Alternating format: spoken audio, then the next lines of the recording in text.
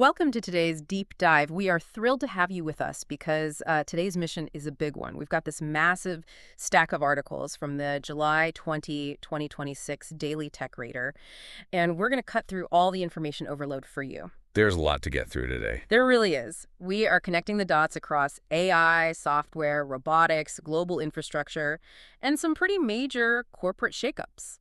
This is basically your ultimate shortcut to being perfectly well-informed today. And, like looking at today's sources, it reveals this really massive pivot. Yeah. AI is, it's no longer just a chatbot sitting on your screen. Right. It's actively breaking servers. It's taking over corporate IT. It's literally getting a physical body. And it's sparking these intense global infrastructure turf wars. Okay, let's unpack this, because the scale we are talking about is hard to grasp. It is. Try to picture this backdrop, right? Imagine a bustling digital cityscape that is rapidly transitioning into, physical, heavy robotic assembly lines. The core theme of all the sources today is this collision. A collision between what exactly? Between these explosive, trillion-parameter software models and the very hard, unforgiving physical limits of energy, hardware, and geopolitical regulation. So it's infinite software hitting a finite physical wall. Exactly. Well, let's start with the software side, because it is causing chaos. Think about opening a brand new 10-lane superhighway, and within 48 hours, there are so many massive semi-trucks trying to use it that the concrete just literally shatters under the weight. That's a great way to put it. Because that's what happened with Moonshot AI. They launched their Kimi K3 model, and it is a leviathan. We're talking 2.8 trillion parameters. Yeah, and a 1 million token context window. Right, which means it can remember an absurd amount of information at once. Plus, this thing has native vision. But the demand was so crazy that within 48 hours, Moonshot just had to hit the brakes. They paused all consumer subscriptions because of a massive GPU crunch. Which tells you something, right? Yeah. Their proprietary custom-built servers just couldn't handle it. The math required to run a 2.8 trillion parameter model with native vision, where it's not just translating images to text, but comprehending raw pixels natively. It's just staggering. It broke the highway. It completely broke it. But here is the crazy part. Kimi K3 is getting a full open-weight release on July 27th. This month. Yes, making it the largest open-weight model in history. It's totally resetting the global developer cost baseline. And they aren't the only ones. Yeah, the sources say Alibaba just dropped a preview of their Qwen 3.8 Max, which is a 2.4 trillion parameter model. And Alibaba claims it's second only to Anthropic's Fable 5. Plus, they're also doing an open-weight release by late July. Right. So I have to ask, if Kimi and Qwen are so unbelievably massive that they are breaking proprietary state-of-the-art servers, won't releasing these behemoths into the wild just completely crush the broader developer ecosystem's compute resources? How is anyone going to run these? Well, what's fascinating here is that it actually does the opposite. Wait, really? How? Open-weight models redistribute that compute pressure globally. Instead of 1 million people pinging one server farm in California, developers download the weights and run them locally, or on decentralized networks. It takes the pressure off the central hub. Ah, okay, so it decentralizes the blast radius. Exactly. And this proves that regional model dominance is becoming just as critical as raw parameter size. Look at the big Apple news today. Apple Intelligence is officially approved for deployment in China. But they aren't using OpenAI's ChatGPT over there. Nope. They are uniquely powering it with Alibaba's Qwen and Baidu models, which, by the way, pushed Alibaba's stock up 5% today to $120. Wow. Yeah, it makes Apple Intelligence a truly global product, but it's running on completely different geopolitical engines depending on where you live. Okay, so these massive models are eating all the compute, they're spreading globally, but what are they actually doing to justify all this? I mean, they aren't just writing polite emails anymore. Far from it. They are morphing into autonomous agents that basically run enterprise operations. Yeah, here's where it gets really interesting. Reblit just published this blueprint, and it shows AI agents operating across engineering, data, sales, marketing, and customer support. It's a full-on autonomous workforce. Right. And they are delivering dramatically faster pull requests and support resolutions. It's like hiring a massive invisible intern army. And Anthropic is taking that concept even further with their Claude Code launch. Yeah. They've built a 6-stage agentic framework specifically for large-scale code migration. The sources mention they use verifiable tests, parallel agents, and model tier routing. Yeah, model tier routing is super clever. It means the system evaluates a task and routes it to the right level of intelligence. It doesn't use a massive, expensive model to fix a typo.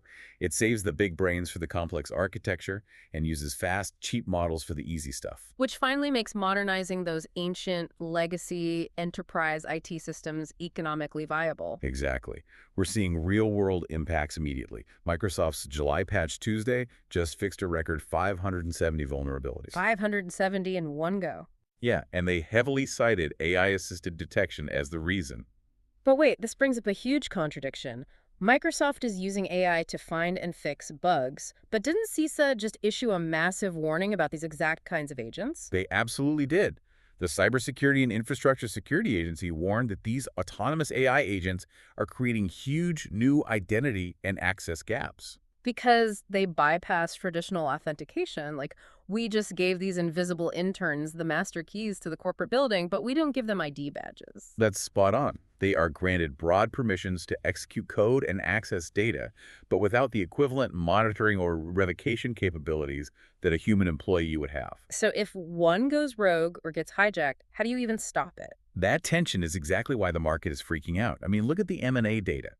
AI cybersecurity acquisitions tripled from 10 to 29 in the first half of 2026. Tripled. Established vendors are just racing against startups. They are desperately trying to buy solutions to the exact vulnerabilities that CISA is warning about.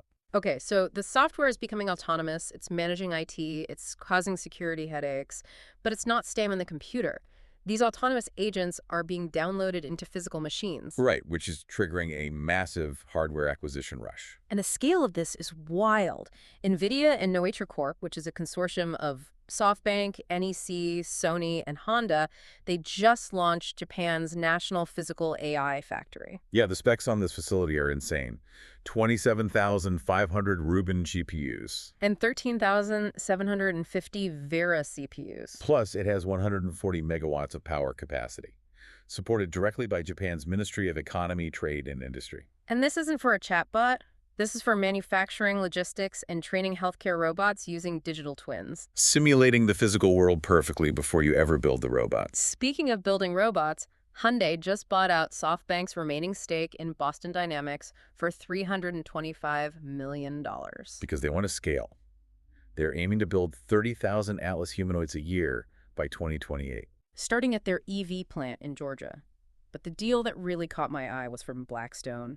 They acquired a South Korean company called Futronic for $676 million, and Futronic makes actuators. Right, the actual physical joints and motors for robots. Exactly. It totally reminds me of the 1849 gold rush. The real money isn't in mining the gold, or in this case, writing the AI software. The real money is in selling the pickaxes and shovels, the physical robot joints. Nearly $700 million for an actuator maker. Well, if we connect this to the bigger picture, it makes perfect sense. NVIDIA's AI factory in Japan, Hyundai's 30,000-unit Atlas goal, they show a synchronized global pivot. The software is ready? Exactly. Software AI is mature now. The next frontier requires physical embodiment. That makes unglamorous things, like precision motors from Futronic, some of the most valuable assets on Earth. Even Jeff Bezos sees it. The sources say he made a personal investment in an AI-powered materials science startup. Yeah, signaling a major shift toward physical world applications over the software layer. You can't just copy-paste a physical robot. You have to build it. And to build it, you need power. Which brings us to the geopolitical and infrastructure battleground, because you cannot build a 140 megawatt physical AI factory without unfathomable amounts of electricity, capital, and regulatory permission. And we are seeing intense regional power struggles over exactly this. We have literal grid wars happening. Texas just approved new rules to expedite grid connections for AI data centers. They are paving the way. But in New York, they are facing a legal challenge over a one-year data center moratorium. Other states are watching that New York case really closely as a precedent. So what does this all mean? If Texas is saying, come build here, and New York is hitting pause, are we heading toward a fractured national grid? It's a real possibility. Like, will AI infrastructure just abandon states with environmental concerns and create these isolated AI sanctuary states, especially since they are being bankrolled by mega funds? You're talking about the KKR deal. Right. KKR and NVIDIA launched a $10 billion AI infrastructure company to finance these data centers at an industrial scale. They're turning AI infrastructure into a structured private market asset class. This raises an important question, though, because infrastructure is the new geopolitics.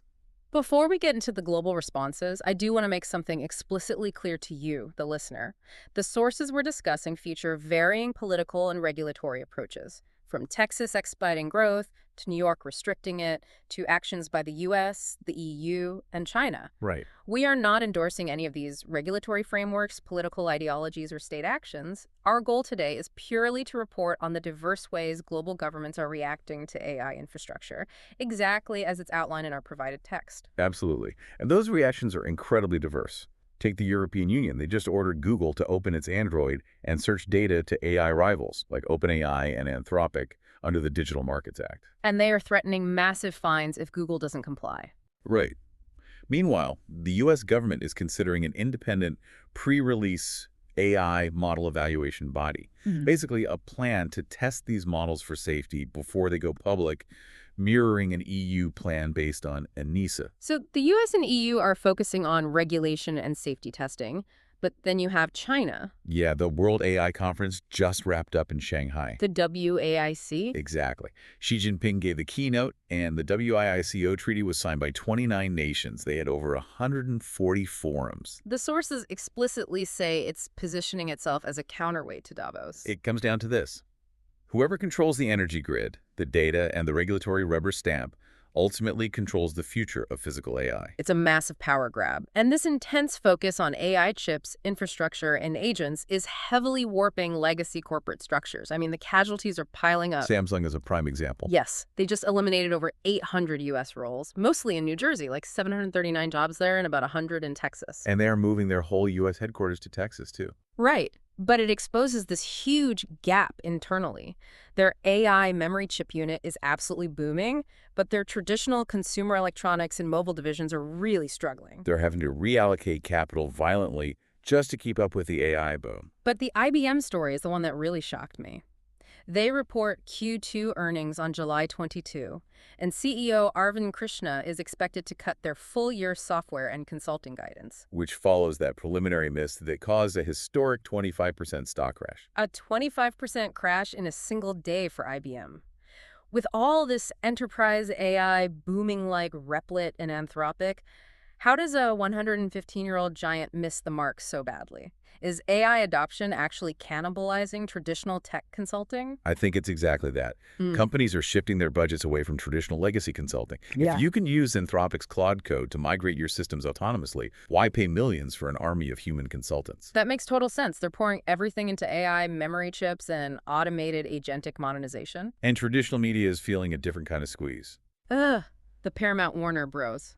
Discovery merger. Yeah, they are expecting a ruling this week on a 12-state antitrust suit. It's going to decide the future of streaming and content consolidation. Legacy media is just trying to consolidate so they don't drown. It feels like the whole corporate universe is just getting pulled into this AI black hole. Most of it, yes. Yeah. But some scientific frontiers are pushing forward on a completely different track. Oh, the NASA update. I loved this. NASA's Nancy Grace Roman Space Telescope, which is a $4.3 billion project, is continuing its processing at the Kennedy Space Center. And they are only 41 days away from its highly anticipated August 30 Falcon Heavy launch. It's a great reminder. While everyone is fighting over 48-hour AI compute cycles, there are still massive patient engineering feats happening outside the AI bubble. It takes decades to build something like that. It really puts the frenzy into perspective. Well, we have covered a wild journey today. We really have. We went from moonshots Kimi K3 maxing out servers to AI agents autonomously writing enterprise code. We saw robots getting brand new physical actuators, and Texas battling New York over grid rules. All while legacy companies like IBM and Samsung violently reconfigured just to survive the shift. And for you listening, this matters directly to your day-to-day life, because the digital tools you're using right now, maybe to prep for a meeting or summarize your news, they are literally in the process of stepping out of the computer and into the physical grid. Which leaves us with one final thought to mull over. Oh, right. So we talked about CISA warning that autonomous AI agents are bypassing traditional human authentication controls, right? Yes, the invisible interns with master keys. And we simultaneously have companies like Hyundai deploying 30,000 AI-brained humanoid robots into physical factories. Okay. So what happens when the legacy IT vulnerabilities we discussed intersect with the 200-pound physical machine in the real world? when the autonomous agent isn't just a piece of code, but a metal robot walking across the floor who is authenticating the robot. Oh, wow. That is a terrifying thought to leave on. We definitely need to figure out physical firewalls fast. Thank you so much for joining us on this deep dive today. Have a fantastic rest of your day, and we'll catch you next time.